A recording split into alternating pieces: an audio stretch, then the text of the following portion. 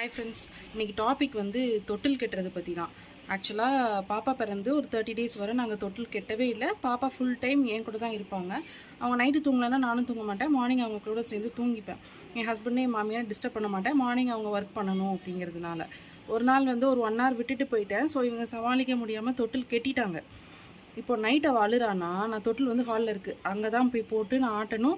கெட்டினது மட்டும்தான் அவங்க, ஆட்ட போகிறது என்னமோ நம்ம தான். இப்போ எனக்கு என்ன தெரியணும்னா, தொட்டிலில் போடுறதுனால ஏதாவது அட்வான்டேஜ் இருக்கான்னு தெரியணும். ஏன்னா என் ஃபஸ்ட்டு குழந்தை ஃபுல்லாக அந்த தொட்டிலில் தான் விளையாடுது.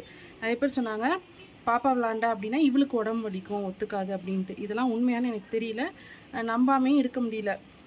என் பக்கத்து வீட்லேயும் ஒரு குழந்தை இருக்குது, 2 years ஆகுது, இன்னும் தொட்டிலில் தான் தூங்குது. ஸோ தொட்டிலில் பழகிறது நல்லதா கெட்டதா, அதனால ஏதாவது அட்வான்டேஜஸ் இருக்கா, இல்லை தொட்டிலில் போட்டோம் அப்படின்னா குழந்தைங்க அதுலேருந்து ஈஸியாக மறந்துடுவாங்களா? இதெல்லாம் வந்து எனக்கு கமெண்ட்டில் சொல்லுங்கள். என்ன மாதிரி யாரெல்லாம் இதே ப்ராப்ளம் ஃபேஸ் பண்ணுறீங்கன்னு எனக்கும் தெரியணும்.